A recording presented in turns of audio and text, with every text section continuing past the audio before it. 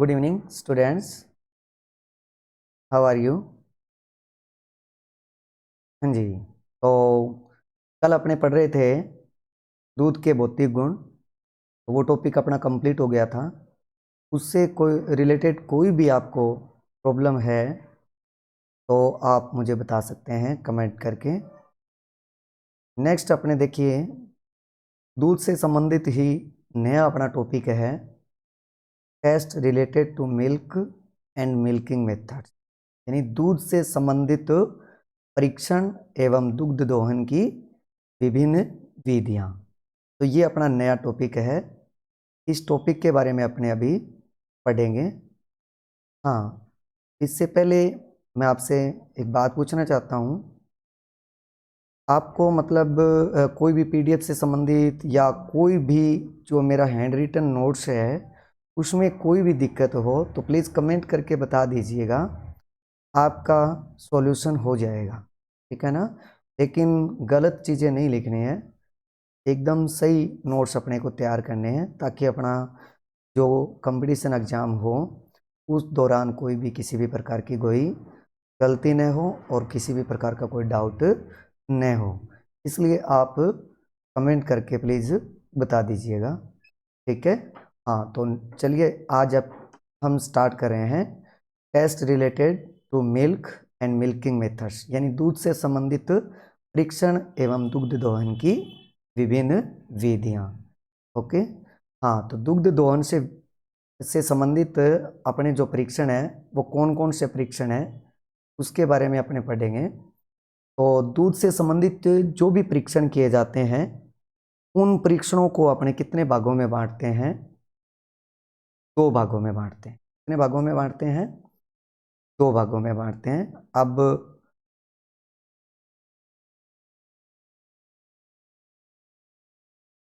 दूध से संबंधित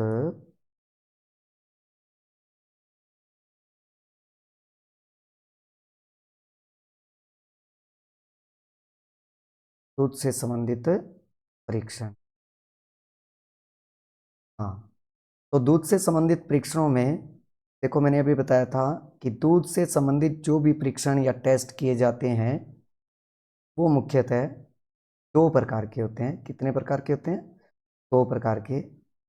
पहला जो परीक्षण होता है उसको बोलते हैं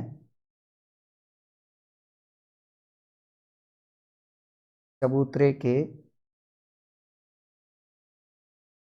परीक्षण, और दूसरा जो परीक्षण होता है वो होता है सामान्य परीक्षण, ठीक है। चबूतरे के परीक्षण से संबंधित है कि अपना जो डेयरी प्लांट है या डेयरी है उसी में अपने विभिन्न प्रकार के जो टेस्ट करते हैं उसी एक जगह पर, तो उसको बोला जाता है चबूतरे के परीक्षण, ठीक है। क्लियर है। और मोस्टली ज़्यादातर क्या होता है कि दूध से संबंधित जितने भी परीक्षण किए जाते हैं वो मोस्टली चबूतरे के परीक्षण ही होते हैं। क्लियर है। तो चबूतरे के परीक्षण में कौन कौन से परीक्षण होते हैं देखिए।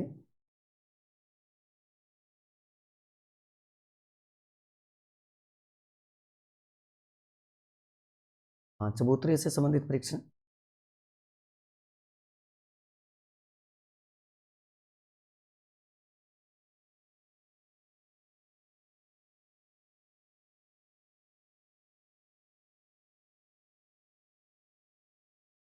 चबूतरे से संबंधित परीक्षण, तो चबूतरे से संबंधित पहला जो परीक्षण है अपने पढ़ेंगे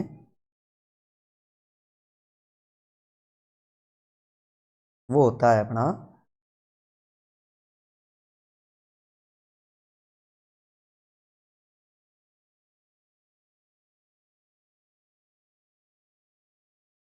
ज्ञानेंद्रिय परीक्षण,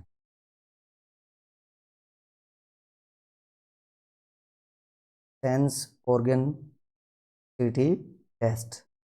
ज्ञानेंद्रिय परीक्षण का मतलब आप जानते होंगे, अपने जो ज्ञानेंद्रिय अंग है जैसे नाक, आँख, जीभ, ठीक है, त्वचा और मेरुरज्जु, ये अपने क्या हैं, ज्ञानेंद्रिय अंग हैं।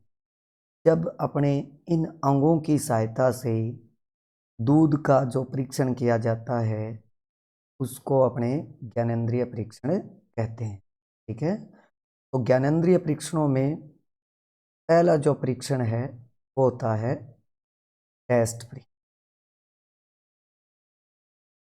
टेस्ट, टेस्ट का मतलब होता है स्वाद।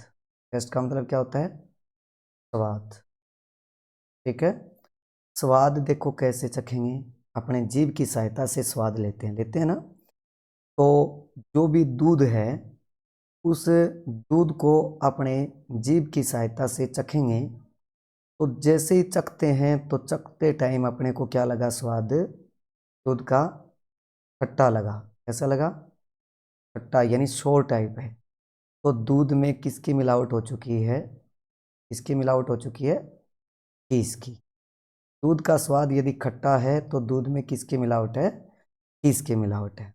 तो खीस की मिलावट का पता करने के लिए अपने कौन सा परीक्षण करते हैं, स्वाद परीक्षण, ओके। दूसरा, दूध का स्वाद यदि क्या है, मीठा है, तो दूध में क्या मिला दिया गया है, शक्कर की मिलावट की, क्या मिलाया गया है, दूध में शक्कर मिला दी गई है, इसलिए दूध का स्वाद है वो मीठा है।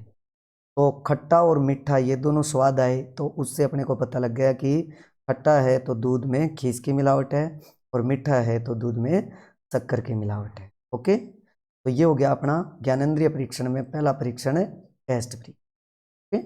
नेक्स्ट, दूसरा जो ज्ञानेंद्रिय परीक्षण है अपना वो होता है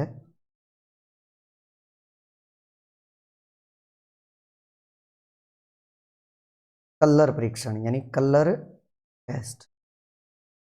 कलर टेस्ट का मतलब होता है दूध का रंग देखकर, दूध का रंग देखकर परीक्षण करना।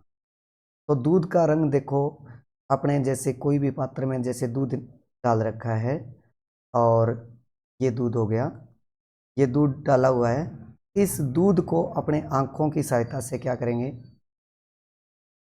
क्या करेंगे, इसको देखेंगे। तो क्या होगा, देखते समय यदि दूध का रंग अपने को कैसा दिखाई दे, लाल रंग का, कैसा दिखाई दे, दूध का रंग लाल दिखाई दे, तो मतलब जो दूध है वो थनैला रोग से ग्रसित पशु का दूध है। कौन से रोग का, थनैला रोग से ग्रसित पशु का दूध निकाला गया है। जो लाल रंग का दूध दिखाई दिया तो उससे अपने को पता लग जाएगा कि ये कौन से पशु का दूध है, जो थनैला रोग से ग्रसित है। क्योंकि थनैला रोग में आप जानते हो, थनैला रोग को मेस्टिटिस, मेमेटिस, चिल ऑफ द एडर इन नामों से अपने जानते हैं। थनैला रोग एक बैक्टीरिया जनित रोग है, स्ट्रेप्टोकोकाई एग्लेक्सिया नामक बैक्टीरिया से होता है, जिसकी वजह से जो थन है उस थन के अंदर क्या बन जाती है, गांठें बन जाती हैं, और वो गांठें हैं बैक्टीरिया का स्पोर होती है, ठीक है।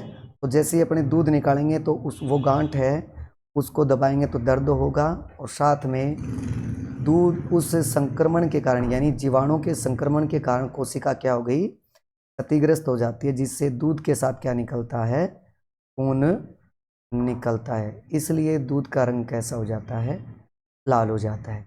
तो लाल रंग दिखाई देते ही अपने को पता लग गया पशु किस रोग से ग्रसित हो चुका है, थनैला रोग से ग्रसित है, और जो दूध लिया गया है वो थनैला रोग से ग्रसित पशु का दूध है। तो ये हो गया अपना कलर टेस्ट, ठीक है। हाँ, एक और, कि जब पशु का जो दूध है वो किस रंग का है, नीले रंग का, हल्का नीला दिखाई दे रहा है, तो उसका मतलब है दूध से क्या निकल चुकी है, दूध से क्रीम अलग हो चुकी है, या गाय के दूध में, गाय के दूध में किसका दूध मिला हुआ है, भैंस का दूध मिला हुआ है, ठीक है। तो इनकी वजह से यानी दूध से क्रीम निकल जाए और गाय के दूध में भैंस का दूध मिल जाए या भैंस के दूध में गाय का दूध मिल जाए तो दूध का रंग कैसा हो जाता है, नीला हो जाता है। तो इसका पता लगाने के लिए अपने नीला रंग टेस्ट करें। ओके, तो ये नीला रंग दूध से क्रीम अलग हो गई या गाय के दूध में भैंस का दूध मिला हुआ है, इसका पता लगाने के लिए अपन ने कौन सा टेस्ट किया, ब्लू कलर टेस्ट यानी नीला रंग परीक्षण। ठीक है, तो लाल रंग और नीला रंग ये दोनों किसके संकेत है, अलग अलग। यानी लाल रंग है वो थनैला रोग से ग्रसित पशु का दूध है और नीला रंग है दूध से क्रीम निकल चुकी या फिर गाय के दूध में भैंस का दूध मिलाया गया है, तब उसका रंग नीला हुआ। ओके, तो ये हो गया दूसरा परीक्षण। तीसरा परीक्षण होता है, पहला अपन ने टेस्ट कलर पढ़ लिया था, टेस्ट वाला, टेस्ट यानी स्वाद को चक्कर, दूसरा कलर परीक्षण हो गया। तीसरा अपने क्या करेंगे, फ्लेवर देखें। दूध की क्या देखेंगे, फ्लेवर। फ्लेवर का मतलब होता है सुगंध, फ्लेवर का मतलब क्या होता है, सुगंध। अब क्या करेंगे, सुगंध किससे सूंघेंगे, नाक से। तो अपने जैसे ही क्या करेंगे कि दूध किसी भी पात्र में डला हुआ है और उस दूध को अपने सूंघ रहे हैं, तो सूंघते टाइम उसमें सुगंध कैसी आई, कैसी आई, खट्टी आई। कैसी सुगंध आई, खट्टी सुगंध आई। तो मतलब दूध में क्या मिली हुई है, कीस मिली। ठीक है, या दूध है वो अधिक अम्लता वाला दूध है, अधिक अम्लता वाला दूध है, अम्लता वाला दूध है। ठीक है, तो उसके कारण दूध का स्वाद है वो कैसा हो जाता है, खट्टा हो जाता है, खट्टी सुगंध आती है। ठीक है, तो खट्टी सुगंध आए तो उस टाइम अपने को पता लग जाएगा कि या तो दूध में खीस की मिलावट की गई या दूध है वो अधिक अम्लता वाला है। यानी दूध को निकालने के बाद लंबे टाइम तक अपने रख देते हैं तो उसमें खट्टी खट्टी सुगंध आनी स्टार्ट हो जाती है। तो उससे अपने को पता लग जाएगा ये दूध अधिक समय का निकाला गया है जिससे उसकी अम्लता बढ़ गई, या दूध में क्या मिला दी गई, खीस मिला दी गई, तब उसकी सुगंध कैसी आ रही है, खट्टी आ रही है। ओके, तो ये हो गया अपने 3 परीक्षण, ज्ञानेंद्रिय परीक्षण। पहला किया अपन ने स्वाद परीक्षण, दूसरा अपन ने किया रंग परीक्षण और तीसरा परीक्षण किया है फ्लेवर टेस्ट यानी सुगंध टेस्ट। ठीक है, तो ये 3 परीक्षण है वो कौन से परीक्षण है, ज्ञानेंद्रिय परीक्षण। ओके, नेक्स्ट बात करें अपने ज्ञानेंद्रिय परीक्षण के बाद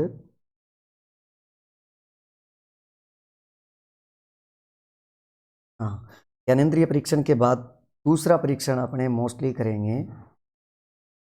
इंपॉर्टेंट परीक्षण है। कौन सा परीक्षण है, अपेक्षिक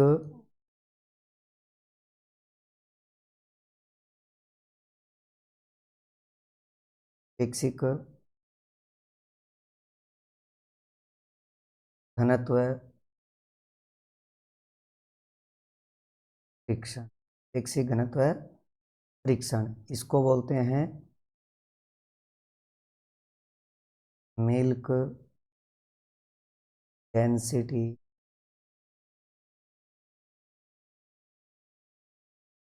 टेस्ट।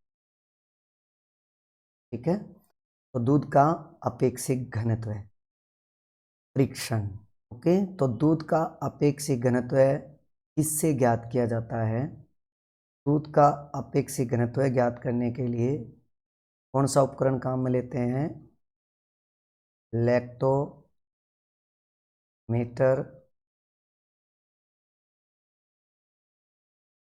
लैक्टोमीटर या इसको कहते हैं हाइड्रोमीटर। तो लैक्टोमीटर या फिर हाइड्रोमीटर उपकरण का प्रयोग है वो किसके लिए ज्ञात करते हैं, अपेक्षिक घनत्व ज्ञात करने के लिए। अपेक्षिक घनत्व ज्ञात करने के लिए किसका यूज होता है, लैक्टोमीटर यानी हाइड्रोमीटर उपकरण का यूज किया जाता है। अब लैक्टोमीटर क्या कैसा होता है, एक कांच का बना हुआ इस प्रकार का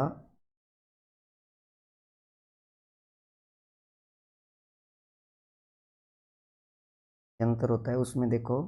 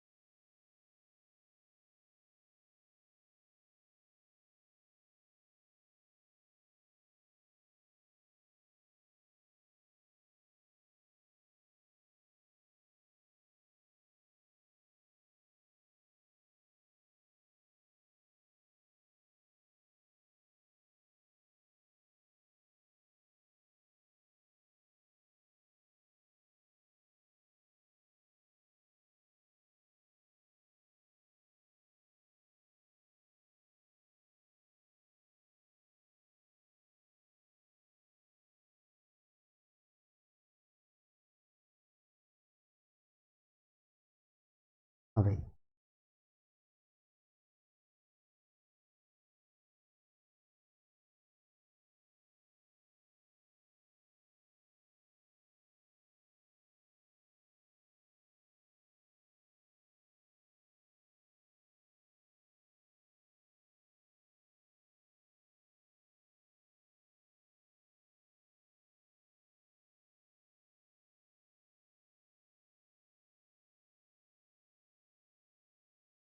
इस प्रकार का कांच का बना हुआ एक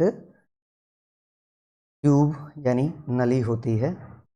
इस नली में ये जो भाग है जो संकरा है इसको कहा जाता है स्टेम। ठीक है, ये बीच वाला जो भाग है खुला हुआ उसका उसको बोलते हैं बॉडी।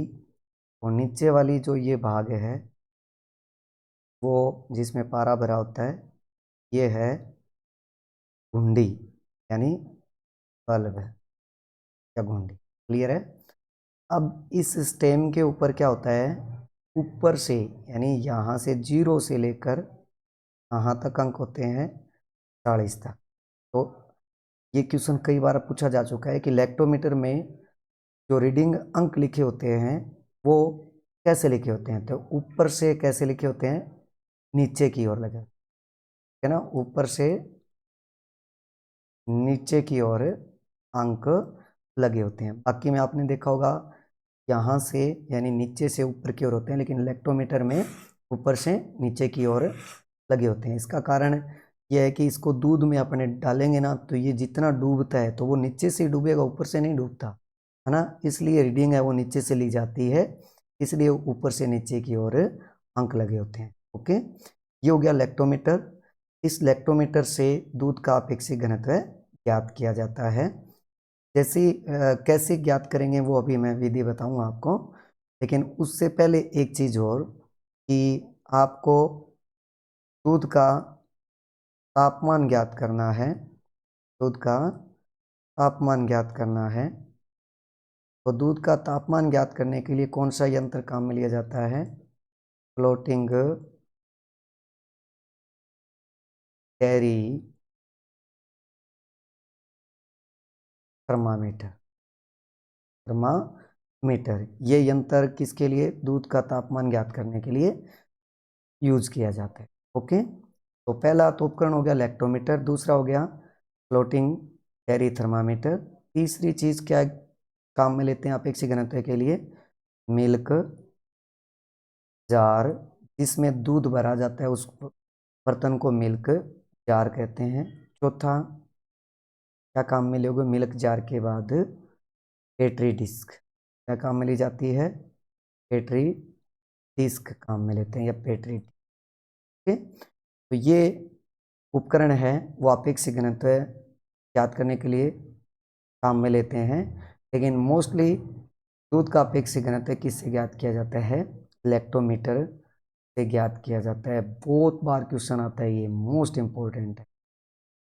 ओके, क्लियर है। हाँ, तो दूध का अपेक्षित घनत्व कैसे ज्ञात करेंगे, देखिए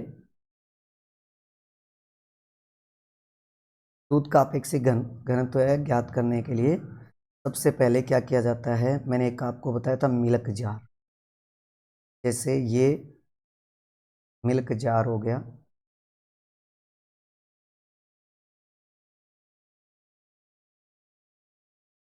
मिल्क जार हो गया, जिसमें कितना दूध, 100 ml दूध का आयतन, इसका आयतन 100 ml होता है, बट दूध कितना भरना है मैं और भी बताऊंगा।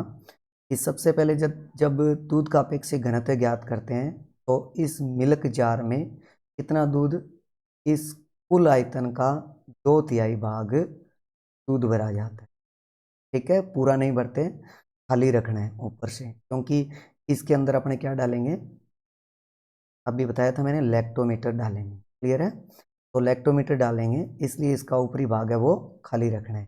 तो जैसे ये 2/3 भाग यहाँ तक, यहाँ इसमें क्या भर लिया, इतने भाग में दूध भर लिया, फिर इसमें क्या डालते हैं, जैसे ये अपना अभी बताया था मैंने, लैक्टोमीटर। ठीक है, ये लैक्टोमीटर डाल दिया। लैक्टोमीटर को डालने के बाद इस मिल्क जार को एकदम सही संतुलित रूप से छोड़ देना है, इसको हिलाना नहीं है। ठीक है, जब क्या होगा कि लैक्टोमीटर इसके अंदर डूबेगा और डूबने के बाद ये एक जगह पर सही तरीके से रुक जाता है, तो उसका जो स्टेम है ना लैक्टोमीटर का, वो कितना दूध के अंदर चला गया, तो वो मान लो अब यहाँ तक डूब गया अंदर दूध में।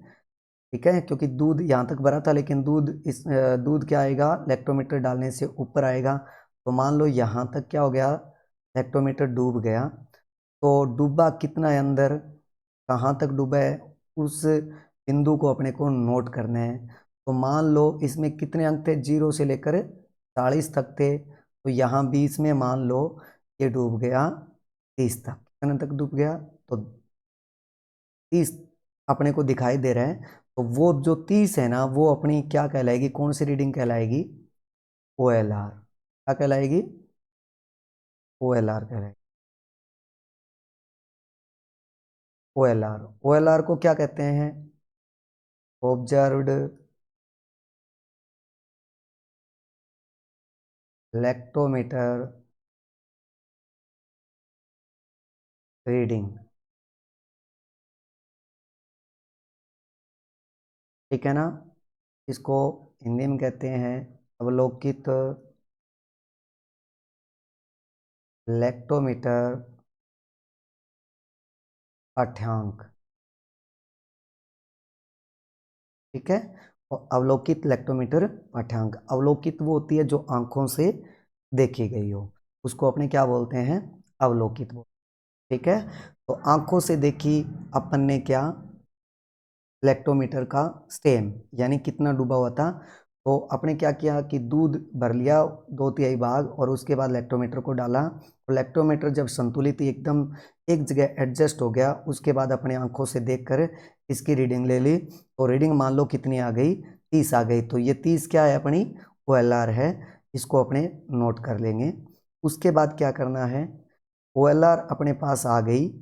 ठीक है, उसके बाद दूसरा पॉइंट क्या होता है, OLR ज्ञात करने के बाद अपने को चाहिए LR। अपने को क्या चाहिए, LR चाहिए। अपने को क्या चाहिए भी, LR। LR का मतलब होता है लैक्टोमीटर रीडिंग। क्या होती है, लैक्टोमीटर रीडिंग या लैक्टोमीटर पाठ्यांक। ये तो अपनी OLR थी जो आंखों से देखी थी, लेकिन वो उस टाइम इधर उधर हिलता है, तो उससे क्या आ जाता है, असंतुलित रीडिंग आ जाती है। इसलिए अपने क्या करेंगे, LR लेंगे। LR लेने के लिए क्या किया जाता है, LR ज्ञात करने के लिए OLR प्लस में क्या जोड़ देते हैं, 0.5 जोड़ देते हैं। कितना जोड़ा जाता है, 0.5। OLR में जैसे 0.5 जोड़ेंगे तो अपने क्या कर लेंगे, अपने पास क्या आ जाएगी, LR आ जाएगी। ये 0.5 इसलिए जोड़ा जाता है कि स्टेम है ना, जो दूध में अपन ने लैक्टोमीटर डाला था, वो क्या होता है, कई बार अपना हाथ लगने से, है ना, हवा चलने से इधर उधर हिलने लगता है, तो सही रूप से जो रीडिंग है वो नहीं आती। इसलिए उस रीडिंग को संतुलित करने के लिए OLR में कितना जोड़ देते हैं, 0.5 जोड़ देते हैं। तो OLR में जैसे 0.5 जोड़ेंगे तो अपने पास क्या आ जाएगी, LR आ गई। क्लियर है, ठीक है। तो ये हो गई अपनी LR। जैसे LR अपन ने कितनी निकाली थी यहाँ, 30, तो LR बराबर क्या आ जाएगी, 30 प्लस 0.5 0.5। तो कितनी हो गई ये 30.5। ये अपने पास क्या आ गई, क्या आ गई ये LR। ये अपने पास क्या आ गई LR। ओके, अब आगे तीसरा स्टेप क्या करेंगे। देखो LR निकल गई, लेकिन दूध का अपेक्षित घनत्व ज्ञात करने के लिए कि कौन सा सूत्र काम लिया जाता है, 1 + CLR बटे 1000 काम लिया जाता है। ठीक है, अपने को क्या चाहिए CLR। तो CLR ज्ञात करने के लिए क्या किया जाता है भाई, CLR बराबर LR प्लस में क्या जोड़ा जाता है, तापक्रम संशोधन किया जाता है। क्या जोड़ा जाता है, तापक्रम संशोधन जोड़ते हैं। ठीक है, अब ये तापक्रम संशोधन क्या है, देखिए कि दूध का जो भी अपेक्षित घनत्व अपने ज्ञात करते हैं, तो उसके लिए अपने को पता होना चाहिए कि दूध का जो अपेक्षित घनत्व है, दूध का अपेक्षित घनत्व है वो तापमान बढ़ने के कारण, तापमान अधिक होने के कारण या बढ़ने के कारण हमेशा क्या होता है, अपेक्षित घनत्व कम होता है। लेकिन तापमान घटने पर अपेक्षित घनत्व क्या होता है, अधिक होता है। तो मतलब क्या हो रहा है, तापमान के कारण अपेक्षित घनत्व कम या ज़्यादा हो रहा है। इस क्रिया को क्या कहते हैं, रेखना जोल फिनोमेनन कहते हैं। रेखना जोल फिनोमेनन कहते हैं। क्या कहते हैं, रेखना जोल फिनोमेनन कहते हैं। ठीक है, रेखना जोल फिनोमेनन किसे कहते हैं कि दूध का तापक्रम बढ़ने से अपेक्षित घनत्व कम हो जाता है, जबकि तापक्रम घटने से दूध का अपेक्षित घनत्व बढ़ जाता है, यानी अधिक हो जाता है। तो ये उतार चढ़ाव हो रहा है, उस क्रिया को रेखना जोल फिनोमेनन कहते हैं। तो देखो दूध का अपेक्षित घनत्व है, जैसे अपन ने ताज़ा निकाला तो दूध का तापमान अधिक है, तो उस टाइम अपेक्षित घनत्व कम होगा।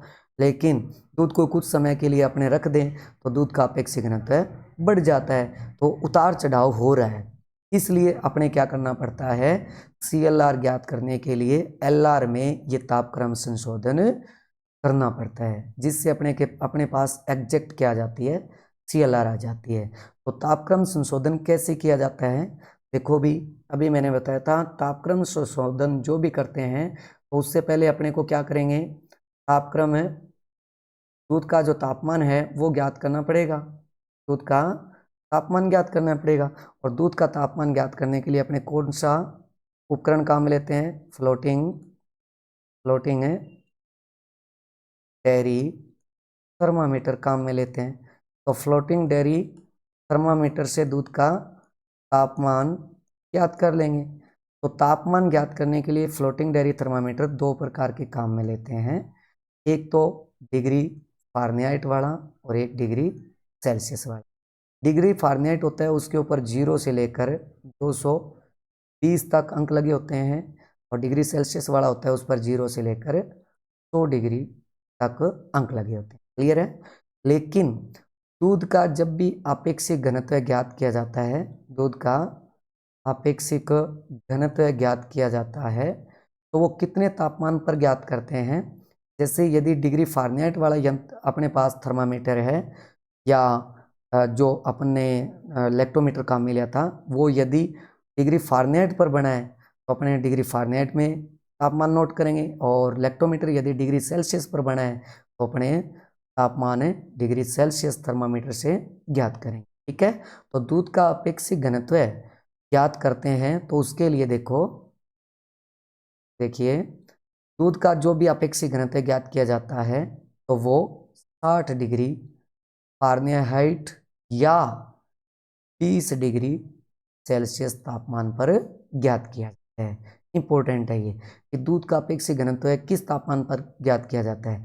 तो यदि अपने पास डिग्री फारेनहाइट लेक्टोमीटर और थर्मामीटर है तब तो अपने कितने तापमान पर 60 डिग्री फारेनहाइट पर काम अपेक्षित घनत्व ज्ञात करेंगे।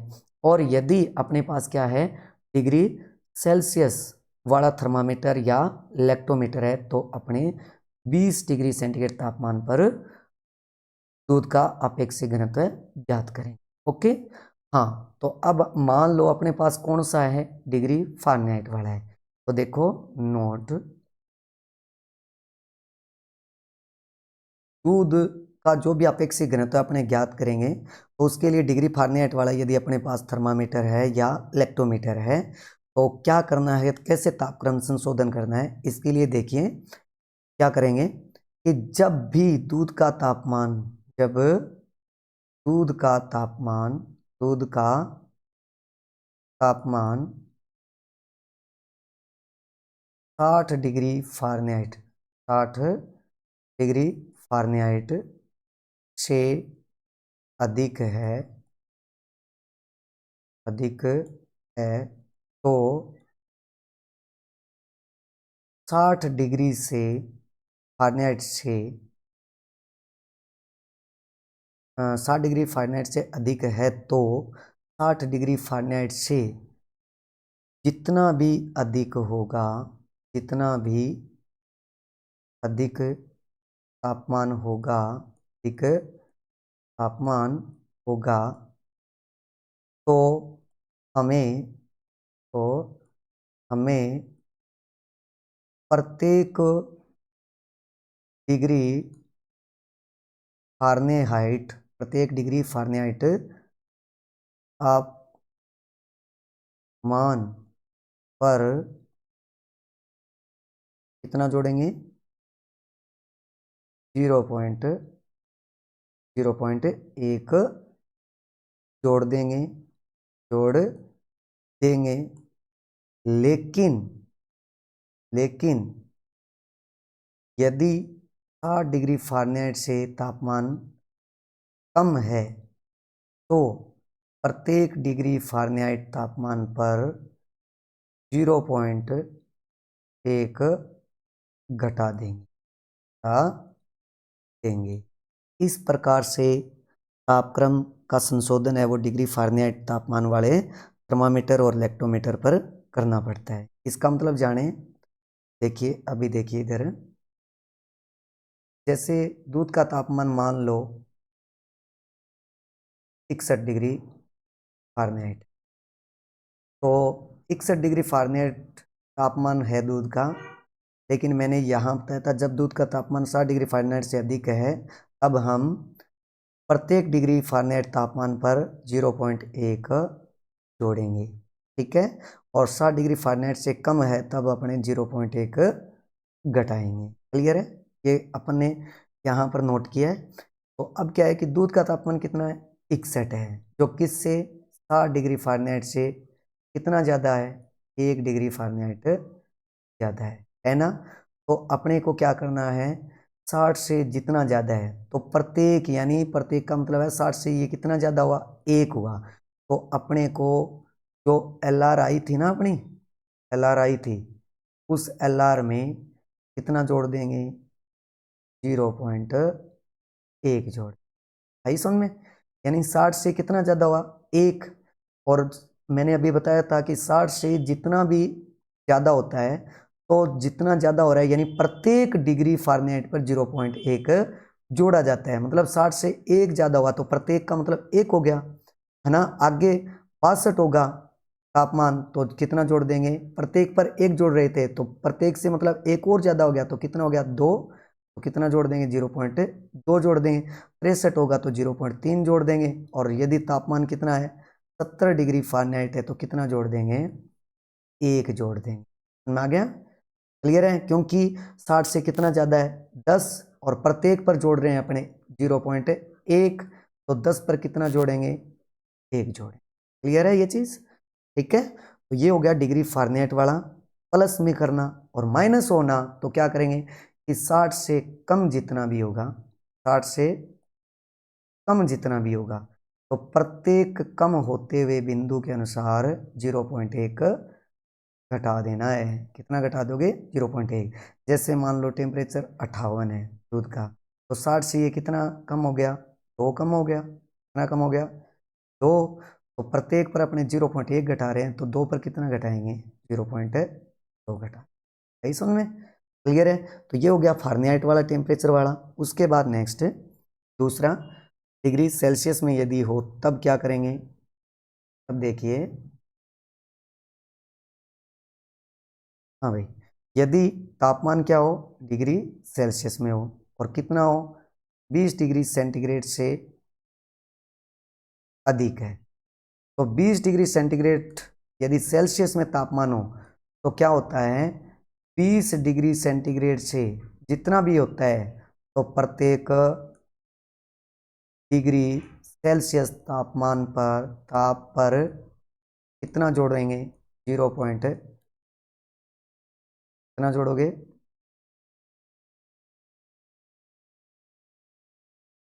0, 1 मिनट, कितना जोड़ दोगे, 0.2 जोड़ोगे। क्लियर है। और यदि 20 डिग्री सेंटीग्रेड से कम है, कम है, तो प्रत्येक डिग्री सेल्सियस पर क्या करेंगे, 0.2 घटा देंगे, घटाएंगे। ओके, मतलब समझ गए। जैसे 22 डिग्री सेल्सियस तापमान है दूध का, नोट किया तब, तो 20 से क्या हो गया, ये 2 डिग्री सेल्सियस ज़्यादा हो गया, तो प्रत्येक पर कितना जोड़ा अपन, कितने जोड़ रहे थे, 0.2 जोड़ रहे थे, तो 2 पर कितना जोड़ेंगे, 0.4 जोड़ दें। क्लियर है। और यदि तापमान 20 से कम है, मान लो 18 कम है, 18 है तापमान, ठीक है, तो कितना कम हो गया, ये 2 कम हो गया, और प्रत्येक पर कितना घटाते हैं, 0.2 घटाते हैं, तो 2 पर कितना घटाओगे, 0.4 घटाओ, ठीक है, माइनस कर दो, और ये क्या करना है, प्लस। ओके, 20 से ज़्यादा हो तो प्रत्येक पर 0.2 जोड़ते हैं अपने, तो 22 है वो 20 से 2 ज़्यादा है, इसलिए प्रत्येक पर 0.2 जोड़ा, तो 2 पर कितना जोड़ेंगे, 0.4, यानी 0.4 जोड़ेंगे। और 18 है तो मतलब 20 से तापमान है वो कितना कम है, 2 डिग्री सेंटीग्रेड कम है ना, तो प्रत्येक पर अपने 0.2 जोड़ते हैं, तो 2 पर कितना, जीरो, प्रत्येक पर 0.2 घटाते हैं कम होने पर, तो 2 पर कितना घटाओगे, 0.4 घटाओ। तो इस प्रकार से तापक्रम संशोधन अपने को करना पड़ता है। ओके, तो क्लियर यहाँ तक। अब देखिए आगे कि जैसे क्या हो गया कि अपने को एल आर आ गई थी, एल आर को किस में बदलना है, सी एल आर में। सी एल आर में बदलने के लिए एल आर प्लस में क्या करना पड़ता है, तापक्रम में संशोधन करना पड़ता है ना, तापक्रम में संशोधन करना पड़ता है। तो तापक्रम संशोधन कैसे करेंगे, देखो, जैसे अपन ने दूध का टेम्परेचर नोट किया और मान लो डिग्री फारेनहाइट में नोट किया, तो कितना है दूध का, मान लो टेम्परेचर 70 डिग्री फारेनहाइट है ना, 70 डिग्री फारेनहाइट है, ठीक है, नोट करते टाइम। तो अब अपने तापक्रम संशोधन कैसे करेंगे, देखो, तापक्रम संशोधन अभी मैंने बताया था कि अब डिग्री फारेनहाइट वाला हो गया, तो डिग्री फारेनहाइट वाले में मैंने बताया था कि 60 से जितना भी तापमान अधिक होता है तो प्रत्येक डिग्री फारेनहाइट टेम्परेचर पर कितना जोड़ते हैं अपने, कितना जोड़ते हैं, देखो अभी बताया था मैंने, 0.1 जोड़ते हैं।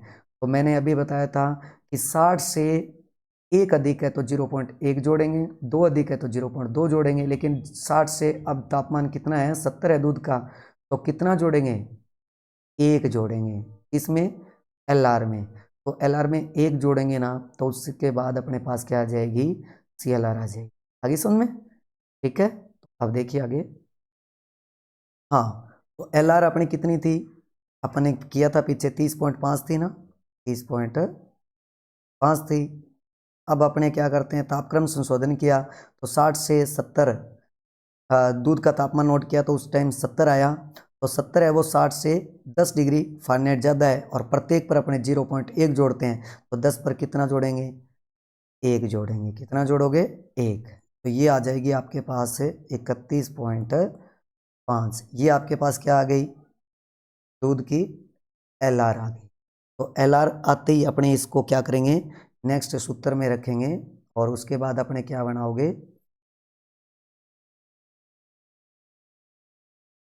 हाँ अब अपने पास क्या आ गई, CLR आ गई ना, LR प्लस में तापक्रम संशोधन जोड़ते ही अपने पास क्या आ गई, CLR आ गई। अब CLR कितनी आई, 31.5। ठीक है, क्लियर ये चीज। अब इसको सूत्र में रख दो, तो दूध का अपेक्षिक घनत्व है बराबर 1 प्लस में CLR बटे 1000। 1 प्लस में CLR बटे 1000, ये हो गया। CLR का मतलब क्या हो गया यहाँ, डायरेक्ट लैक्टोमीटर रीडिंग। ठीक है, डायरेक्ट का मतलब होता है संशोधित, लैक्टोमीटर पाठ्यांक। ओके, तो ये होगी CLR। CLR अब देखो CLR कितनी आ गई, 31.5। तो देखो दूध का अपेक्षित घनत्व है बराबर 1 प्लस CLR कितनी, 31.5 बटे क्या करोगे, 1000 लिखोगे। ठीक है, इसको संतुलित करने के लिए अपने 1 लिख सकते हैं। अब इन दोनों का क्या निकालोगे, लैस है यानी लघुत्तम समावर्तय निकालोगे तो कितना आ जाएगा, लघुत्तम है समावर्तय किसका, 1 और 1000 का। तो 1 और 1000 का लघुत्तम समावर्तय कितना आएगा, करोगे तो देखो कितना आएगा, 1000 आएगा। कितना आएगा अभी, 1000। ठीक है, अब लघुत्तम समावर्तय निकाला अपन ने, जैसे ये आ गया अपना 1000। क्लियर है, 1000 में 1 का भाग दोगे तो कितना आएगा, 1000 बार ही जाएगा। ठीक है, प्लस 1000 में 1000 का भाग दोगे तो 1 आएगा, और 1 को 31.5 से गुणा करोगे तो कितना आएगा, 31.5 है। क्लियर, अब देखो 1000 प्लस 31.5 कितना हो गया, 1000 31.5 हो गया, भाग में कितना हो गया, 1000 हो गया ना। अब ये पॉइंट हटाओगे यहाँ से तो यहाँ 0 लगा सकता हूँ मैं, है ना। अब देखो कितनी 0 है यहाँ, 1 2 3 4, तो यहाँ 4 अक्षर छोड़कर पॉइंट लगा दो, 1 2 3 4। तो मतलब 0 के बाद 1.03115, ये दूध का क्या आ गया, अपेक्षिक घनत्व आ गया। जो किसका दूध है भाई, देखो कल अपन ने पढ़ा था अपेक्षिक घनत्व है, तो गाय के दूध का अपेक्षिक घनत्व है 1.028 से 1.030 बताया था मैंने, और भैंस का बताया था 1.030 से 1.032। तो किसके बीच आ रहा है, 31 वाला के बीच आ रहा है, तो ये भैंस का शुद्ध दूध है। भैंस का क्या है ये, शुद्ध, भैंस का शुद्ध दूध है, इसमें किसी भी प्रकार की मिलावट नहीं है। मतलब दूध का अपेक्षित घनत्व है, इसकी मिलावट के लिए क्या किया जाता है, दूध में पानी की मात्रा, दूध में पानी की मात्रा यानी पानी मिलाया गया या नहीं मिलाया गया ये, और दूध में सपरेटा या स्किम दूध, सपरेटा या स्किम दूध की मिलावट का पता लगाने के लिए अपेक्षित घनत्व ज्ञात किया। ओके, तो ये 1.0315 अपेक्षित घनत्व है, तो ये भैंस का शुद्ध दूध है, इसमें न पानी मिला हुआ, न स्किम दूध और न सपरेटा। ओके, तो ये शुद्ध दूध है। तो इस प्रकार से दूध का अपने क्या ज्ञात कर सकते हैं, अपेक्षित घनत्व ज्ञात कर। ओके, जब भी दूध का अपेक्षित घनत्व ज्ञात करें तो दूध निकालने के कितने घंटे बाद करना चाहिए, 1 घंटे बाद ज्ञात करना चाहिए, क्योंकि मैंने अभी बताया था कि दूध का तापमान जैसे जैसे घटता है वैसे वैसे अपेक्षित घनत्व बढ़ता है, लेकिन जैसे तापमान बढ़ेगा अपेक्षित घनत्व कम होगा। ओके, क्लियर है ये चीज़। तो दूध का अपेक्षित घनत्व दूध निकालने के 1 घंटे बाद ज्ञात करना चाहिए। तो ये अपना पहला परीक्षण अपन ने किया था ज्ञानेंद्रिय परीक्षण, और ये दूध का अपेक्षित घनत्व जो परीक्षण है वो कौन सा परीक्षण हो गया, दूसरा परीक्षण। नेक्स्ट तीसरा परीक्षण, देखो तीसरा जो परीक्षण करते हैं अपने,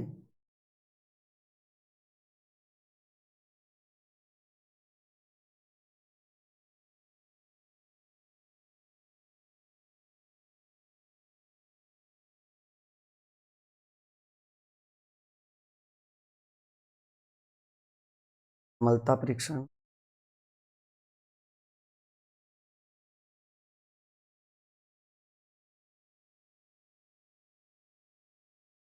दूध का अम्लता परीक्षण। दूध की अम्लता परीक्षण कैसे ज्ञात की जाती है? देखिए, दूध की जो अम्लता है वो अपन ने कल पढ़ी थी। दूध की अम्लता की जांच, ठीक है। तो दूध की अम्लता की जांच यानी दूध में कितनी अम्लता है, लैक्टिक एसिड कितना है, उसका पता लगाने के लिए अपने दूध की अम्लता का टेस्ट करते हैं। तो इसके लिए कौन कौन सी विधियां काम में ली जाती है? एक विधि काम में लेते हैं एल्कोहल अनुमापन विधि, एल्कोहल अनुमापन विधि। और दूसरी विधि काम में लेते हैं COP, float on boiling test, यानी उबालने पर फटने का परीक्षण। तो ये दो विधियां अम्लता परीक्षण के लिए प्रयोग की जाती है। तो सबसे पहले विधि अपने पढ़ेंगे एल्कोहल अनुमापन विधि।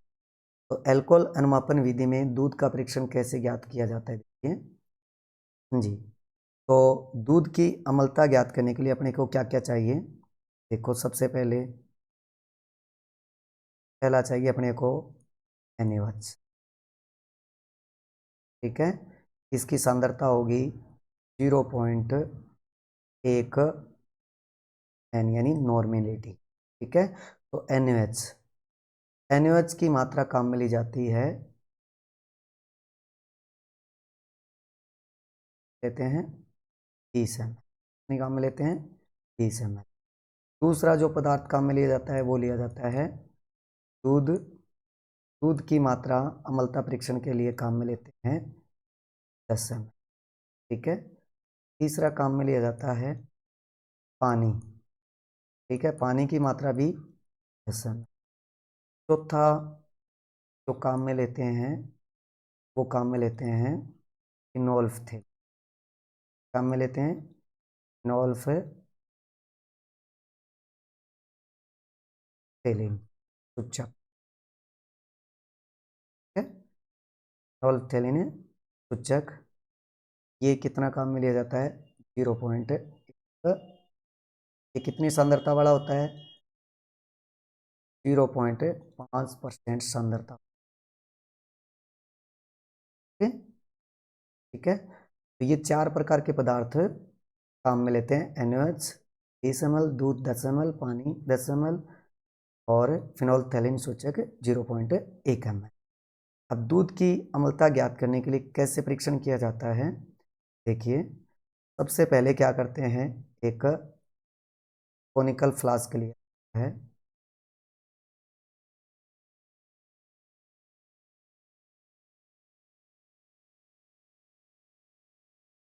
ये कोनिकल फ्लास्क हो गया।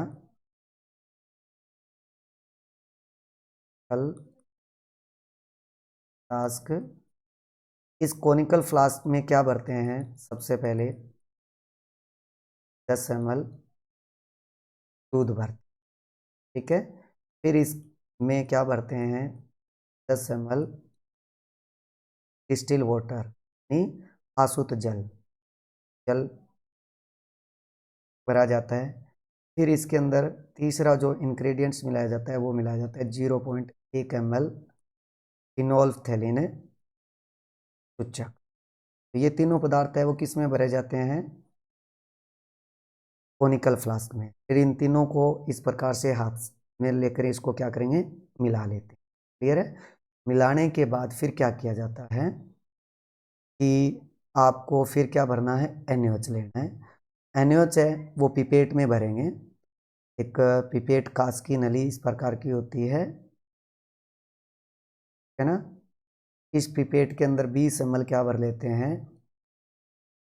NaOH। और वो किस में भरा जाता है? फिर देखिए आगे,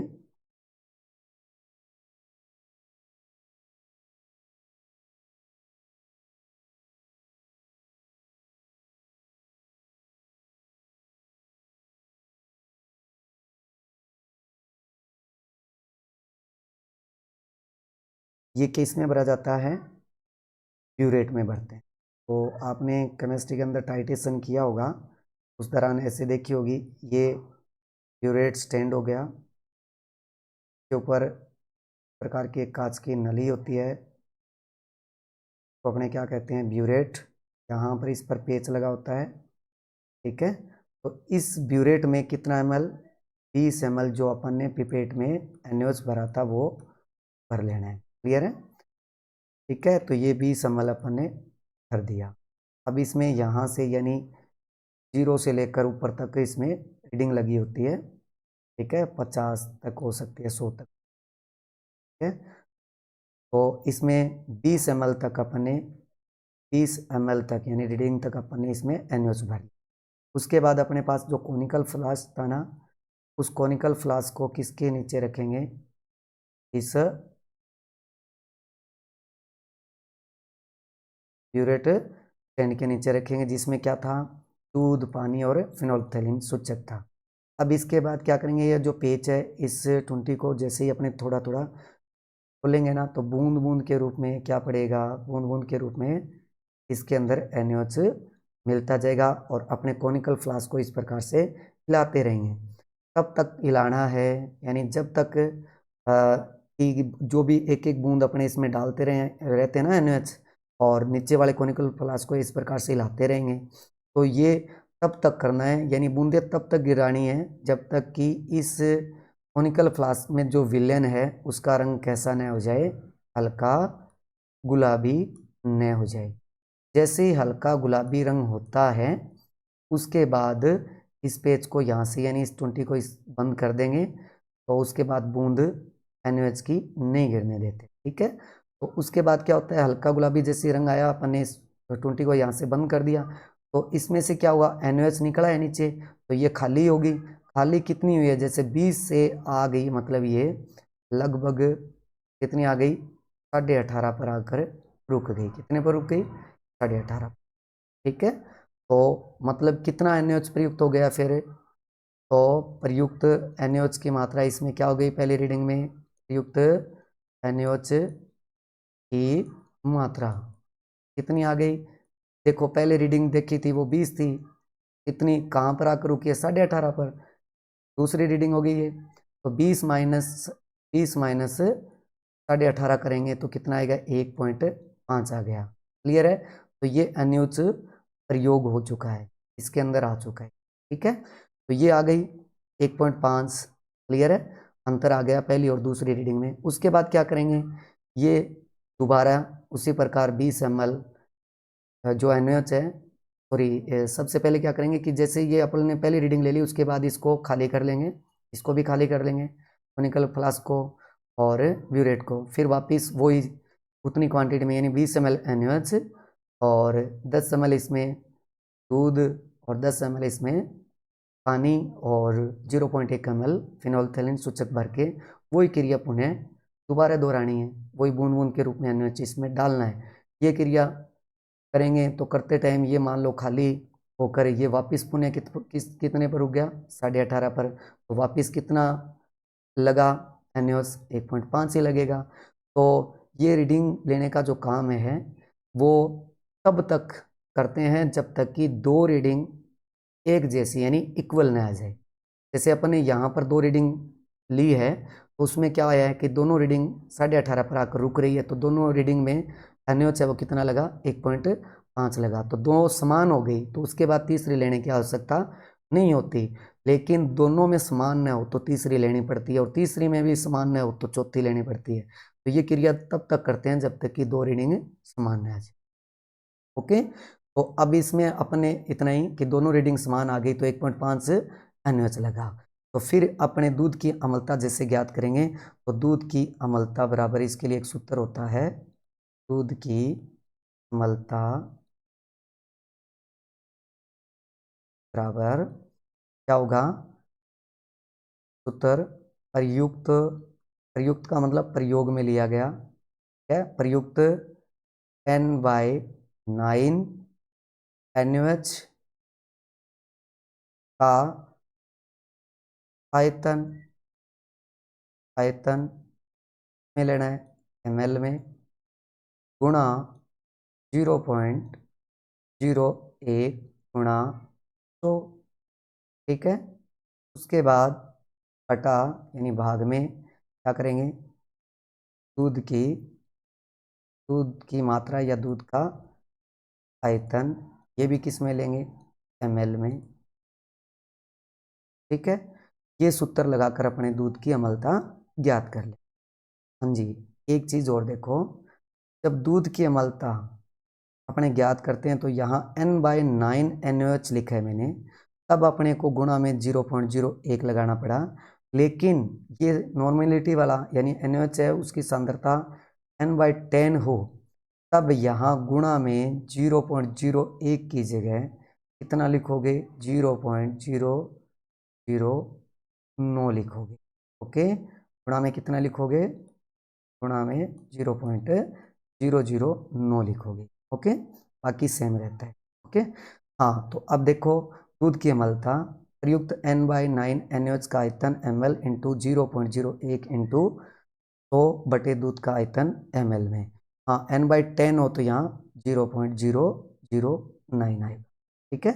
हाँ, तो अब देखो, अपने ये रीडिंग ली थी, इस रीडिंग के अनुसार अपने कैलकुलेशन करें तो अब अपने पास क्या आया, NaOH कितना प्रयुक्त हुआ है, यहाँ देखो n/9 NaOH का आयतन प्रयुक्त यानी प्रयोग में आया हुआ तो 1.5 है। तो अपने देखो आगे करेंगे,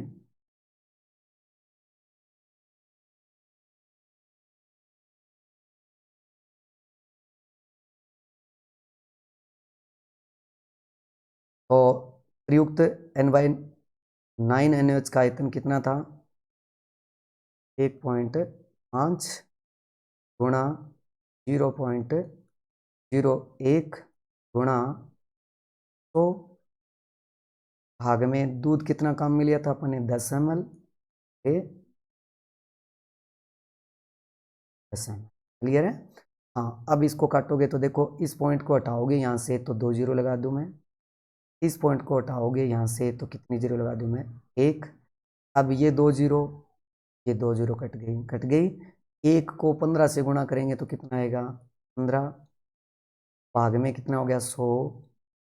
अब कितनी जीरो है यहाँ, 2, तो यहाँ कितने बिंदु, कितने अक्षर छोड़ूँ मैं, कितने अंक छोड़ूँ, 1 और 2, कितनी जीरो लग जाएगी, यानी 0.15, यानी ये 2 जीरो है तो इन 2 अंकों को छोड़कर यहाँ पॉइंट आ जाएगा, 0.15% क्या आ गई, दूध की अम्लता आ गई। और कल अपन ने पढ़ा था दूध की अम्लता कितनी होती है, 0.12 से लेकर 0.16% क्या पाई जाती है, दूध की अम्लता। तो 0.15 है तो ये दूध शुद्ध है, क्लियर है। तो लैक्टिक एसिड की मात्रा इसमें कितनी आई, 0.15%, ये लैक्टिक, क्या, लैक्टिक एसिड। ओके, तो ये हो गया अपना दूध की अम्लता इस प्रकार से ज्ञात करना एल्कोहल अनुमापन विधि के द्वारा। दूसरी विधि मैंने बताई थी COP, तो ये क्या होता है, इसका पूरा नाम होता है फ्लोट ऑन बॉइलिंग टेस्ट, ठीक है। फ्लोट ऑन बॉइलिंग टेस्ट यानी उबालने पर फटने का परीक्षण, दूध को उबालने पर फटने का परीक्षण। तो ये क्लोट ऑन बॉइलिंग टेस्ट क्या होता है, कैसे करते हैं तो,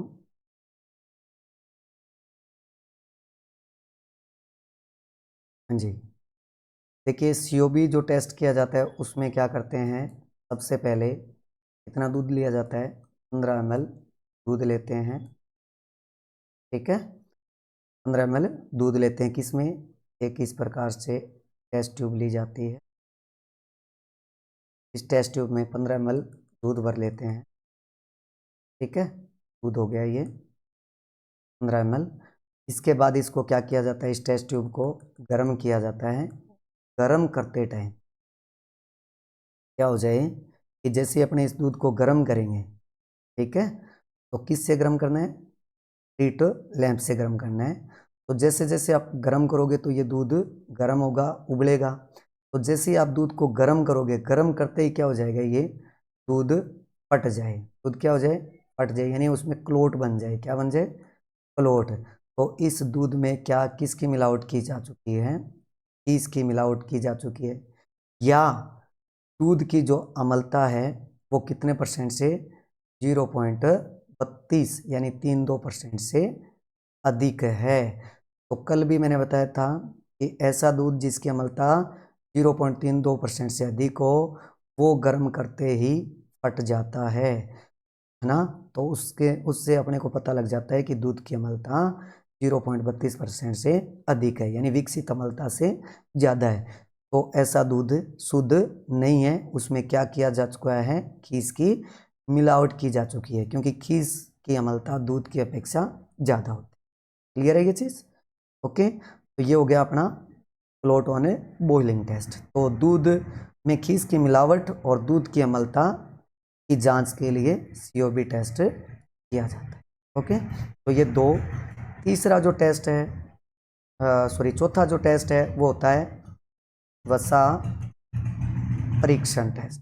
ये कल मैंने बता दिया था गर्बर विधि में वसा परीक्षण। तो वसा परीक्षण है वो किस विधि से, गर्बर विधि से ज्ञात करते हैं, है ना। गर्बर विधि का प्रयोग किया जाता है। गर्बर एक मशीन होती है, इसलिए उससे दूध का परीक्षण किया जाता है, इसलिए इस विधि को गर्बर विधि कहते हैं। गर्बर विधि की खोज है वो निकोलस गर्बर ने की थी, कब, 1891 में। कहाँ की थी, स्विट्जरलैंड में की थी, स्विट्जरलैंड में की थी। इसलिए इनके नाम के आधार पर इनका नाम, इस विधि का नाम है गर्बर विधि पड़ा। गर्बर विधि में दूसरा अपने क्या काम में लेते हैं, कौन सा उपकरण काम में लेते हैं, ब्यूटाइरोमीटर काम में लेते हैं, ब्यूटाइरोमीटर उपकरण काम में लेते हैं। ब्यूटाइरोमीटर उपकरण है उसकी सहायता से वसा का परीक्षण किया जाता है।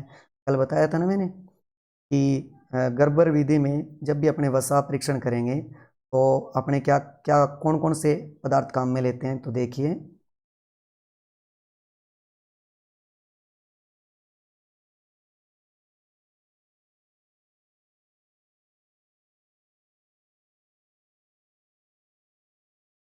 कल पढ़ा था H2SO4, दूध, और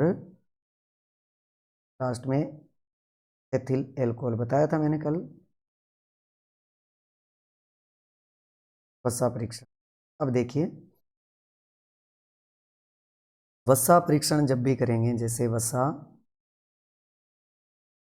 परीक्षण करेंगे तो उसमें अपने 3 पदार्थ लिए थे ना। एक तो काम में लिया था H2SO4, अंदर सल्फ्यूरिक अम्ल कितना काम में लिया था, 10 ml, प्लस इसमें क्या मिलाया था, C2H5OH। दूसरा पदार्थ ये काम में लिया था 1 ml।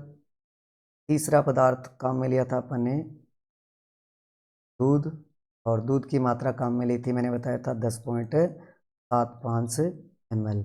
ये सुपरवाइजर में पूछा हुआ कि उस समय भी कि दूध का परीक्षण करते टाइम दूध का वसा परीक्षण करते समय कितना दूध काम में लिया जाता है, तो 10.75 ml काम में। ठीक है, तो इन तीनों पदार्थों को किस में भरते हैं अपन ने कल पढ़ा था, प्रकार का एक उपकरण बताया था मैंने,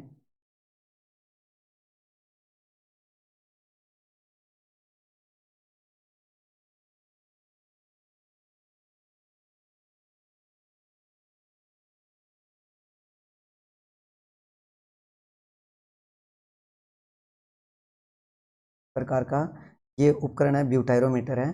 इसकी ये गुंडी है, यहाँ नीचे अपने सबसे पहले क्या भरते हैं, H2SO4 अपेक्षिक घनत्व के आधार पर, क्योंकि सबसे ज़्यादा इन तीनों पदार्थों में अपेक्षिक घनत्व है वो किसका ज़्यादा है, H2SO4 का है, 1.825 होता है ना। उसके बाद दूसरा यहाँ पर पदार्थ भरते हैं वो भरते हैं मिल्क, यानी दूध को भरते हैं।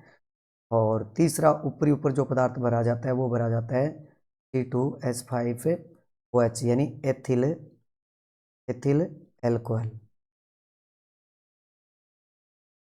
ठीक है, तो ये तीनों पदार्थों को इस क्रम से भरते हैं, सबसे पहले H2SO4, फिर मिल्क, और फिर C2H5OH एथिल एल्कोहल। क्योंकि देखो सबसे ज़्यादा अपेक्षित घनत्व इसका बताया मैंने, इसके बाद कम है किसका, मिल्क का, और सबसे कम है वो C2H5OH का।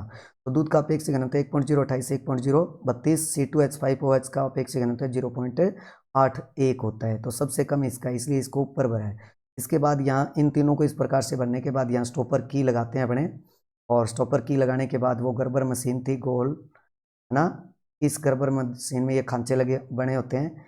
इन खांचों के अंदर क्या भरते हैं, ये ब्यूटाइरोमीटर लगाया जाता है, और फिर इस गर्बर मशीन को हाथ की सहायता से या लाइट की सहायता से घुमाया जाता है।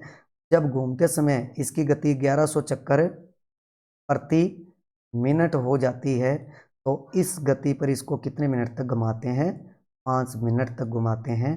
जब 5 मिनट हो जाते हैं उसके बाद गर्बर मशीन को रोका जाता है और ब्यूटाइरोमीटर को बाहर निकाल कर इसकी रीडिंग ली जाती है। इसके ऊपर यहाँ पर है ना 0 से लेकर 10 तक क्या होते हैं, अंक लगे होते हैं।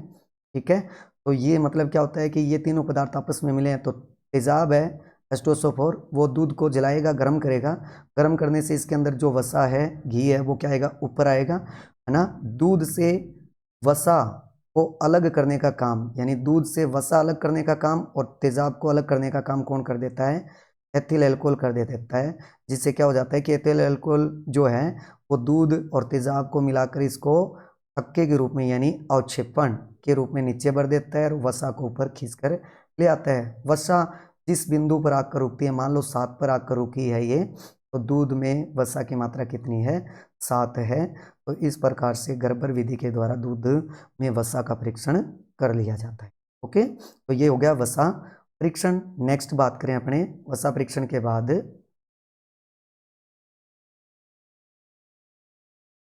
परीक्षण के बाद नेक्स्ट अपना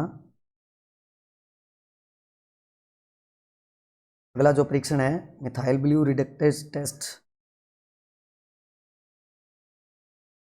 MBR टेस्ट। तो देखिए, हाँ जी, MBR test, methyl blue reductase test कहते हैं इसको। मिथाइल ब्लू रिडक्टेज टेस्ट का मतलब क्या होता है कि किसके लिए किया जाता है। तो मिथाइल ब्लू रिडक्टेज टेस्ट है वो दूध में किसका पता लगाने के लिए, दूध में उपस्थित सूक्ष्म जीवों की क्रियाशीलता और संख्या कितनी है, क्रियाशीलता और संख्या कितनी है, उसका पता लगाने के लिए MBR टेस्ट किया जाता है। MBR टेस्ट कैसे करते हैं, देखो एक टेस्ट ट्यूब लिया जाता है, ये टेस्ट ट्यूब हो गया। इस टेस्ट ट्यूब में सबसे पहले 10 ml क्या भरा जाता है, दूध भरा जाता है। हाँ भाई, ये यहाँ पर है ना 10 ml कर लेना भाई, ठीक है, ये दूध है ना 10 ml कर लेना। ठीक है, तो दूध 10 ml, ये हो गया 10 ml। उसके बाद इसमें यहाँ 1 ml रासायनिक पदार्थ भरा जाता है जिसका नाम होता है मिथाइल ब्लू रिडक्टेज डाई। ठीक है, MBR रसायन 1 ml। उसके बाद ऊपर भरते हैं इसमें 2 ml पैराफिन, 2 ml पैराफिन, इस पैराफिन, ठीक है, पैराफिन। तो इस प्रकार से इस क्रम से भर करने के बाद इसको क्या किया जाता है, गर्म किया जाता है। तो इसको गर्म करते हैं ना, ये तो तीनों पदार्थ क्या करेंगे, आपस में क्रिया करेंगे, और क्रिया करते टाइम क्या हो जाए कि दूध में थक्के बनने स्टार्ट हो जाए। कितने समय बाद, 20 सेकेंड बाद। ठीक है, कितने टेम्परेचर पर, 37 डिग्री सेंटीग्रेड तापमान पर इसको गर्म करते हैं, और गर्म करते टाइम इसमें थक्के बनने स्टार्ट हो गए। कितने समय बाद, 20 सेकेंड बाद। तो इसमें सूक्ष्म जीवों की संख्या है वो अत्यधिक है अत्यधिक है। और ये 20 सेकेंड से ज़्यादा समय लगा थक्के बनने में, तो मतलब इसमें सूक्ष्म जीवों की संख्या कम है। ओके, तो इस प्रकार से MBR टेस्ट से दूध में उपस्थित सूक्ष्म जीवों की क्रियाशीलता और संख्या का अनुमापन किया जाता है। उसके बाद नेक्स्ट हंसा परीक्षण, छठा जो परीक्षण है वो कौन सा परीक्षण है अपना, हंसा परीक्षण। हंसा परीक्षण कैसे किया जाता है, देखिए हंसा परीक्षण किसके लिए करते हैं, सबसे पहले ये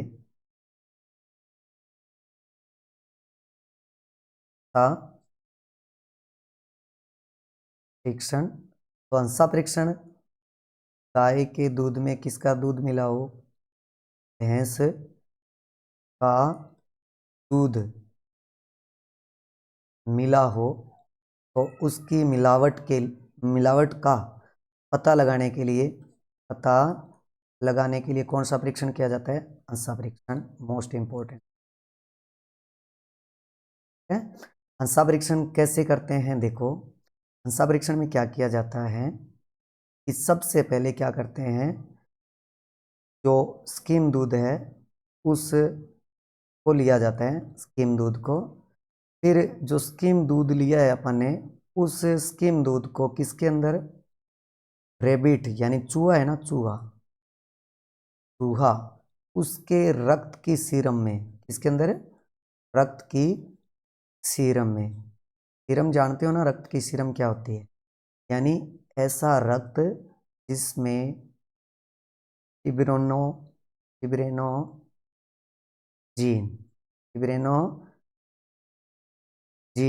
प्रोटीन नहीं होती है, ऐसे रक्त को सीरम कहा जाता है, रक्त की सीरम कहा जाता है। क्लियर है? तो फिब्रिनोजीन है वो क्या करती है, रक्त का थक्का जमाती है ना। तो रक्त का थक्का जमाने वाली जो प्रोटीन है वो जिस रक्त में नहीं होती उसको क्या कहते हैं? सीरम कहते हैं। ठीक है, तो स्किम मिल्क को किस में, चूहे के रक्त की सीरम में डाल दिया। उसके बाद क्या करते हैं, मिल्क सीरम प्राप्त हो जाती है। क्या प्राप्त हो जाती है? दूध की सीरम प्राप्त हो जाती है। तो इस मिल्क सीरम को अपने किस में मिला दें, जैसे एक पात्र लें और उसमें भैंस का दूध भर लें। ठीक है, क्लियर है? अब अपने स्किम मिल्क को चूहे के रक्त की सीरम में डालकर क्या तैयार कर लिया? Milk serum. इस मिल्क सीरम को इस भैंस के दूध में डालेंगे ना, तो यदि इस दूध का रंग कैसा हो जाए, नीला, तो मतलब गाय के दूध में किसका दूध मिलाया गया है? भैंस का दूध मिलाया गया है। यदि नीला नहीं होता तो मतलब गाय का दूध शुद्ध है, उसमें भैंस के दूध की मिलावट नहीं है। तो ये होता है अपना अंसा परीक्षण। Okay, clear? तो अंसा परीक्षण के बाद कुछ अन्य टेस्ट भी किए जाते हैं, तो इस नोट्स में नहीं है लेकिन मैं बता रहा हूँ नॉर्मल, जैसे क्योंकि जो इम्पोर्टेंट है वो ही मैंने इसमें करवाए हैं। जैसे आगे टेस्ट अपने कर सकते हैं, नाइट्रेट टेस्ट बता रहा हूँ किसके लिए किया जा रहा है। नॉर्मल नाइट्रेट टेस्ट है वो किसके लिए? दूध में वर्षा जल की मिलावट का पता लगाने के लिए नाइट्रेट टेस्ट किया जाता है। उसके बाद आयोडीन टेस्ट, तो आयोडीन टेस्ट है वो किसके लिए करते हैं? दूध में स्टार्च यानी कार्बोहाइड्रेट की मिलावट का पता लगाने के लिए किया जाता है। कई बार दूध में क्या कर देते हैं, आलू मिला देते हैं तो आलू में क्या होती है, स्टार्च बहुत ज़्यादा होती है, कार्बोहाइड्रेट ज़्यादा होता है, तो उससे दूध का रंग है वो आयोडीन परीक्षण करने से, आयोडीन को डालेंगे ना तो दूध का रंग काला हो जाता है, तो उससे पता लग जाता है कि दूध में स्टार्च मिलाई गई है। ठीक है, तो नाइट्रेट टेस्ट। उसके बाद एक टेस्ट होता है स्ट्रिप कप टेस्ट, ये क्वेश्चन आया हुआ है सुपरवाइजर में, strip cup test. Strip cup test क्या होता है? ये देखो, थनैला रोग की जांच के लिए, थनैला रोग की जांच के लिए कौन सा परीक्षण किया जाता है? स्ट्रिप कप टेस्ट किया जाता है। सुपरवाइजर में आया हुआ क्वेश्चन है, इंपॉर्टेंट है ना। स्ट्रिप कप टेस्ट, थनैला रोग की जांच के लिए कौन सा परीक्षण किया जाता है? स्ट्रिप कप टेस्ट किया जाता है। तो स्ट्रिप एक कागज की पट्टी होती है, उसके ऊपर अलग अलग भाग पर अलग अलग रंग होते हैं, जैसे यहाँ पर लाल हो गया, यहाँ पर पीला हो गया, यहाँ पर ब्लू हो गया, इस प्रकार से कलर होता है। तो लाल कलर है वो सबसे पहले हल्का लाल, फिर धीरे धीरे लाल और होता जाएगा, गाढ़ा होता जाएगा, इस प्रकार से इस पर एक पट्टी पर रंग अंकित होते हैं। उसको फिर क्या किया जाता है कि जो पशु थनैला रोग से ग्रसित है या नहीं, ठीक है, तो उसकी जांच के लिए अपने क्या करते हैं कि उस पशु का दूध निकालते हैं और उसको कांच के गिलास में भर लेते हैं।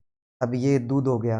अब इस स्ट्रिप कप टेस्ट को इसके पास लाया जाता है और इसका रंग मिलान इस दूध से करते हैं। यदि लाल रंग दिखाई दे गया, दूध का रंग है लाल है और वो किस रंग से मिल रहा है, स्ट्रिप जो है अपनी उसके ऊपर लाल रंग है उससे मिल रही है, तो मतलब पशु सनेला रोग से ग्रसित है, तो वो स्ट्रिप कप टेस्ट होता है। ठीक है, nitrate test, iodine test, strip cup test, ये हो गए तीनों और टेस्ट जो अपने इम्पोर्टेंट मान सकते हैं। ठीक है, इनके बाद नेक्स्ट और भी टेस्ट होते हैं अभी। ठीक है ना, फॉस्फेट टेस्ट होता है जैसे, ठीक है, फॉस्फेट टेस्ट है वो भी किया जाता है। सेडिमेंट्री टेस्ट है, ताप स्थिरता की जांच के लिए, पीएच की जांच के लिए भी किया जाता है। ठीक है, तो वो टेस्ट इतने इम्पोर्टेंट नहीं है जितने टेस्ट मैंने इसमें लिखा है वो मोस्ट इम्पोर्टेंट है। ठीक है, तो ये हो गया अपना दूध से संबंधित परीक्षण। नेक्स्ट जो टॉपिक अपना दूध निकालने की विधियां, दूध निकालने की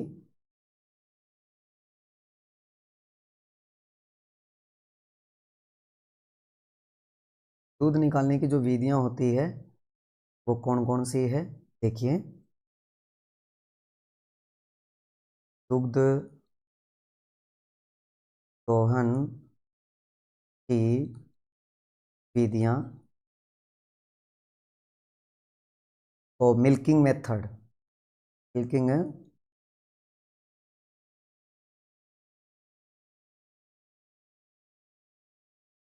मेथड, तो मिल्किंग मेथड है, दूध निकालने के लिए दो प्रकार की विधियां काम में ली जाती है। कौन कौन सी काम में लेते हैं, पहली विधि काम में लेते हैं मशीन विधि। ठीक है, यानी दूध दोहन की मुख्यतः कितनी विधियां होती है, दो, एक तो मशीन विधि और दूसरी होती है हस्त दुग्ध दोहन विधि। दोहन विधि, हस्त का मतलब हो गया हाथ, तो हाथ के द्वारा दूध निकालना। तो मशीन विधि में जो दूध निकाला जाता है उसमें क्या होता है कि एक दूध निकालने की मशीन होती है, उसमें इस प्रकार से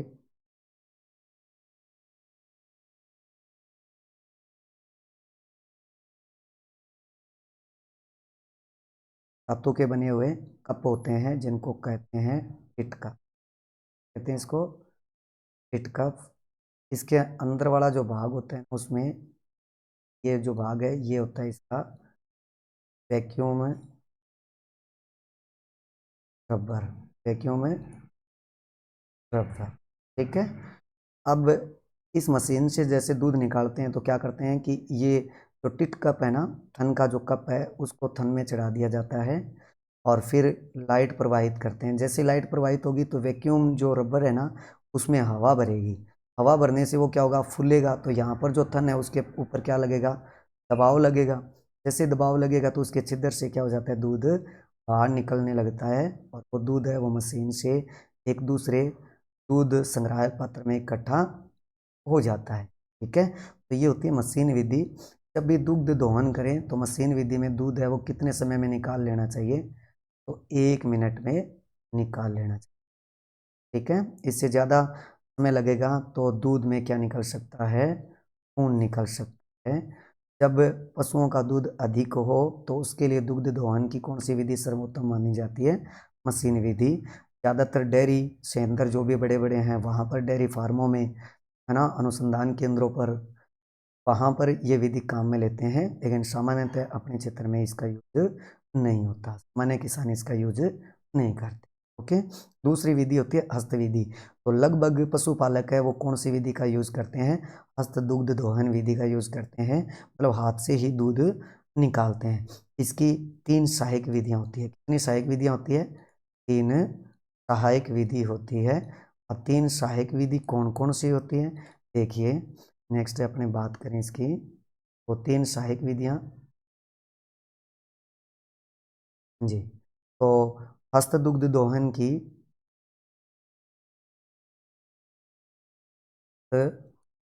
दुग्ध दोहन विधि, कितनी विधियां बताई है मैंने, 3, इसकी सहायक विधियां 3 बताई हैं, कौन कौन सी, अभी देखो।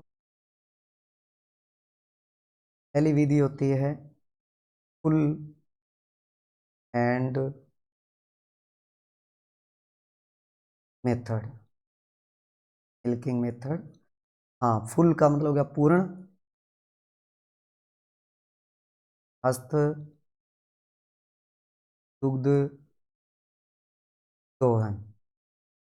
ठीक है। हाँ, इस विधि को टेस्टिंग भी कहते हैं भी। इस विधि को क्या कहते हैं? टेस्टिंग। जेट में आया हुआ क्वेश्चन है 2017 में। ठीक है, बताऊंगा क्या क्वेश्चन था। तो फुल एंड मेथड है, इसको फिस्टिंग भी कहते हैं। इस विधि को मुट्ठी विधि भी कहा, क्या कहते हैं इसको? मुट्ठी विधि भी कहते हैं। इस विधि में क्या करते हैं कि ये जैसे हाथ है, ठीक है, तो यहाँ पर क्या करते हैं, थन को दबाया जाता है ऐसे, और इन हथेली और 4 अंगुली के बीच अंगूठे को अलग रखते हैं।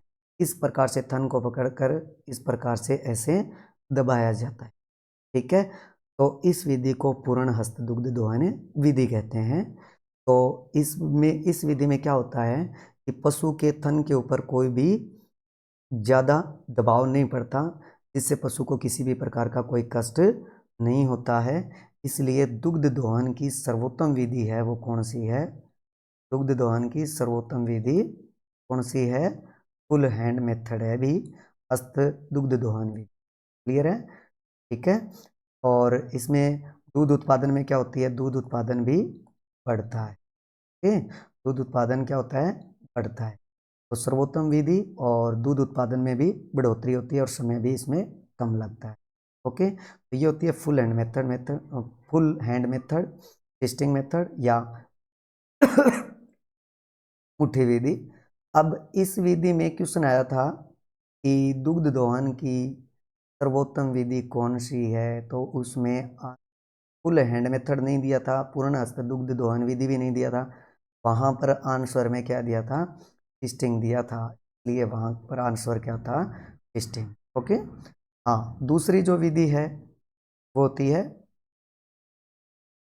दूसरी पूर्ण सॉरी हस्त दुग्ध दोहन की दूसरी विधि, सहायक विधि कौन सी होती है? स्ट्रीपिंग। STRIPPING,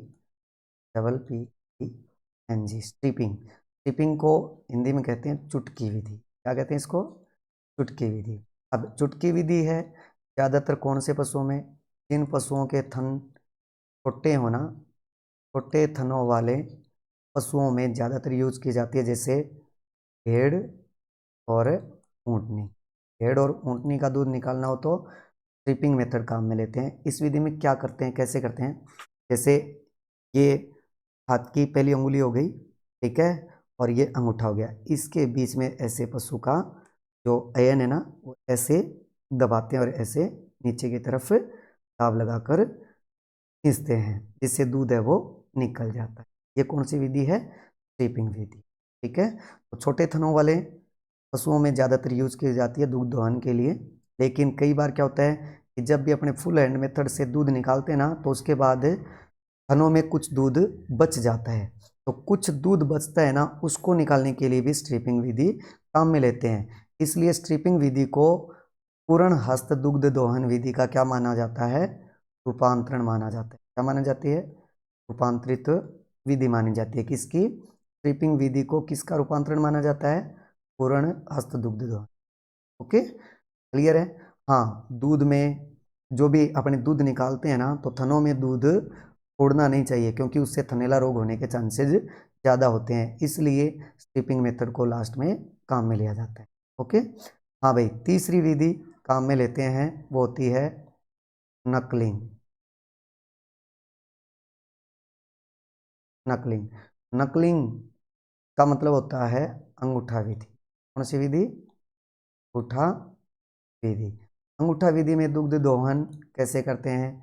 अब देखो, जैसे ये हाथ हो गया, ये थन है, इसको क्या किया जाता है? ऐसे अंगूठे के नीचे और हथेली के बीच में लेकर ऐसे जोर से दबाया जाता है। तो अंगूठे का ये भाग जो होता है ना अपना, ये बहुत कठोर होता है, क्योंकि हड्डी होती है यहाँ।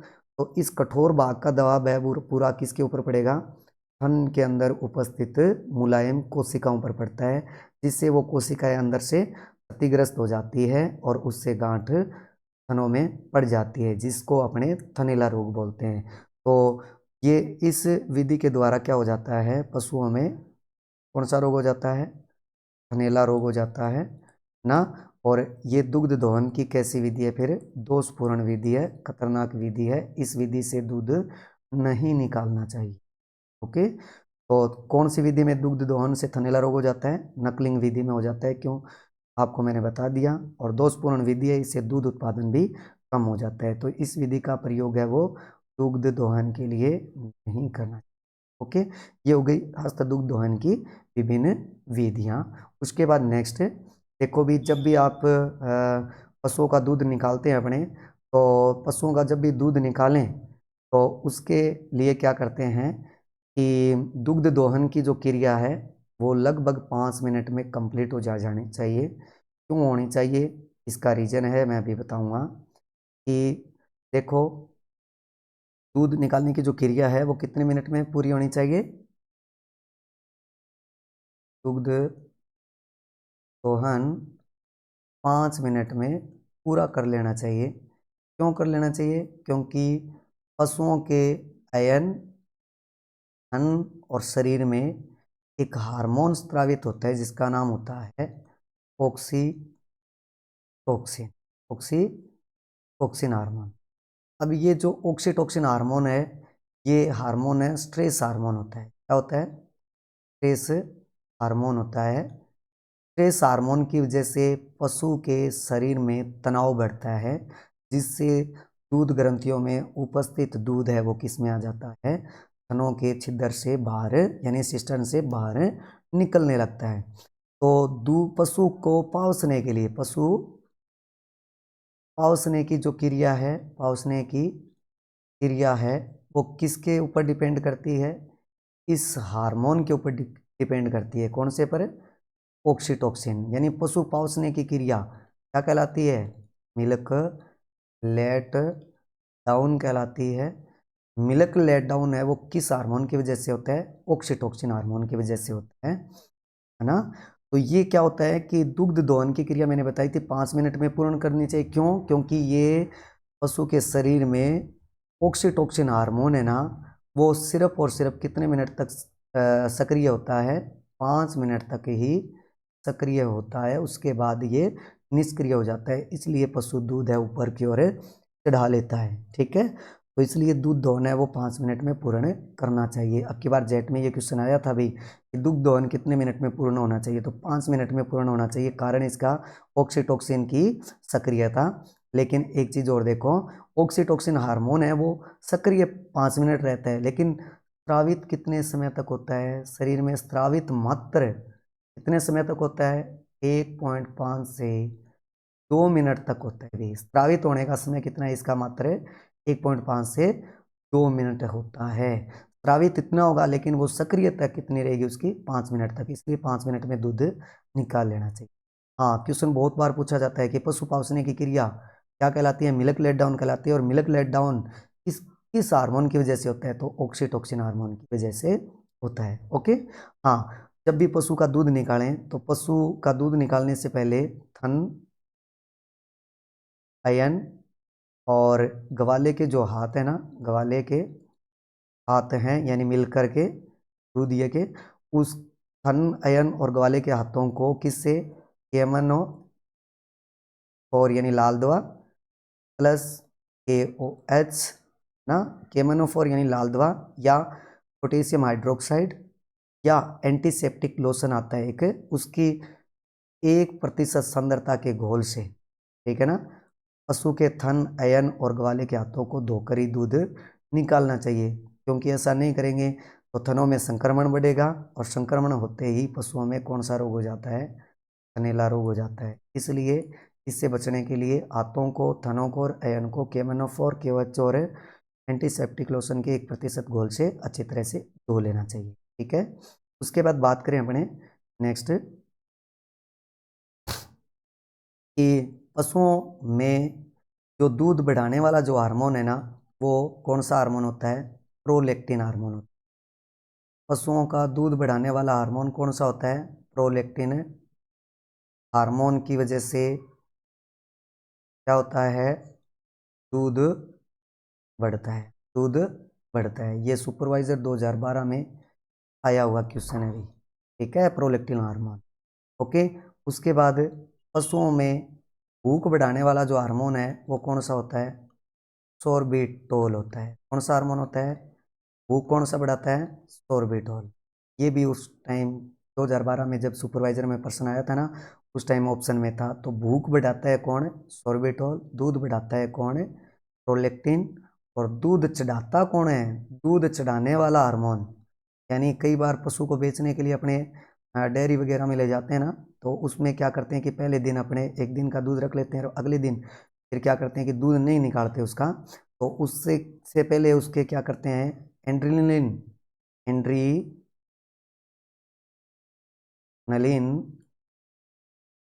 हार्मोन है, उसका टिक्का पशु को दे देते हैं। तो पशु क्या कर देते हैं? दूध को ऊपर की ओर चढ़ा लेते हैं, जिससे दूसरे दिन क्या होगा? पूर्णतः 2 दिन का दूध है वो थन और अयन में आएगा, तो उससे क्या होगा? अयन फूला हुआ लगेगा, तो उसकी कीमत क्या होती है? ज़्यादा लगती है। इसलिए एड्रेनलिन हार्मोन का टिक्का दूध को ऊपर चढ़ाने के लिए लगाया जाता है। ओके, तो ये हो गया दूध को ऊपर चढ़ाने के लिए, भूख बढ़ाने के लिए पशु की, और दूध की मात्रा बढ़ाने के लिए प्रोलेक्टिन हार्मोन। ठीक है, तो उसके बाद नेक्स्ट और क्या कर सकते हैं अपने? देखो, एक तो मैंने बता दिया था दुग्ध दोहन करते हैं अपने, तो दुग्ध दोहन की क्रिया है अपने जब भी करते हैं तो वो क्रिया क्या कहलाती है? लैक्टोजेनेसिस कहलाती है। ये भी मैंने बता दिया था पहले। उससे उसके बाद क्या होता है? देखो एक चीज़, कि जब भी अपने मादा पशुओं का दूध निकालते हैं तो जो भी प्रारंभिक दूध निकाला जाता है, यानी शुरुआत का जो दूध होता है, उसमें मात्र कितनी परसेंट प्रोटीन होती है? सॉरी, वसा होती है। सॉरी भाई, कि प्रारंभिक जो दूध होता है ना, उसमें वसा की मात्रा मात्र कितने परसेंट? 1%। और अंतिम दूध होगा ना, उसमें वसा की मात्रा कितने परसेंट होती है? 8.5% होती है। अंतिम दूध में वसा की मात्रा ज़्यादा और प्रारंभिक दूध में वसा की मात्रा कम होती है। इसी प्रकार गर्मी में दूध निकालते हैं, उसमें वसा कम, और सर्दी में वसा है दूध में ज़्यादा होती है। ठीक है, ये क्लियर। इसके बाद दूध को अपने क्या करें कि दूध को अपने डेयरी में ले जाते हैं और डेयरी से भरकर फिर डेयरी प्लांट पर ले जाया जाता है। उसके लिए क्या होता है कि दूध को लगभग 4 डिग्री सेंटीग्रेड तापमान पर ठंडा किया जाता है। कितने तापमान पर? 4 डिग्री सेंटीग्रेड तापमान पर। कहाँ पर? चिलिंग स्टेशन पर। कहाँ पर भी? चिलिंग स्टेशन पर। ठीक है, तो चिलिंग प्लांट पर दूध को 4 डिग्री सेंटीग्रेड तापमान पर ठंडा करते हैं ना, तो उससे दूध है ना वो 10 से 12 घंटे तक खराब नहीं होता। ये भी क्वेश्चन बहुत बार आया है कि चिलिंग स्टेशन पर दूध को कितने तापमान पर ठंडा किया जाता है? तो 4 डिग्री सेंटीग्रेड तापमान पर ठंडा करते हैं, जिससे दूध है वो 10 से 12 घंटे तक खराब नहीं होता। क्लियर है? तो ये हो गया दूध का जो टॉपिक है, यानी दूध से संबंधित जो टेस्ट किए हैं वो परीक्षण, और दूध निकालने की विभिन्न विधियाँ। तो यहाँ तक आज का टॉपिक कंप्लीट होता है। तो देखिए भी, आज कोई भी इस टॉपिक में आपको कुछ चीज़ें समझ में नहीं आई हो, तो आप मुझे कमेंट करके बता सकते हो। इसमें लिखा हुआ नहीं समझ में आया तो भी बता सकते हो। और हाँ, मेरा पढ़ाया जा रहा जो भी आपको समझ में नहीं आ रहा है तो प्लीज़ कमेंट करके बताएं। यदि समझ में आ रहा है तो प्लीज़ कमेंट करें। ठीक है, क्लियर है? तो इसको मतलब अपने चैनल को आगे से आगे सब्सक्राइब करवाएं, और सब्सक्राइब आप भी करें और लाइक करें, शेयर करें। ठीक है, आज के लिए थैंक यू सो मच और गुड नाइट। ओके।